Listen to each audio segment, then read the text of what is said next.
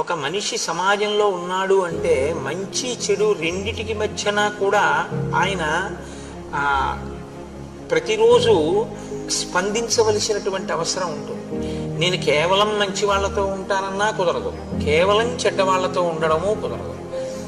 ఎవరితో నువ్వున్నా నీలోని మంచిని నువ్వు నిలబెట్టుకుని నువ్వు లోకానికి ఉపకారం చేసేటటువంటి గుణములతో ప్రకాశించి నీ వలన ఇంకొకరికి ఇబ్బంది రాని పరిస్థితి ఉండాలి అంటే నీ లోపల కొంతమంది ఉండాలి.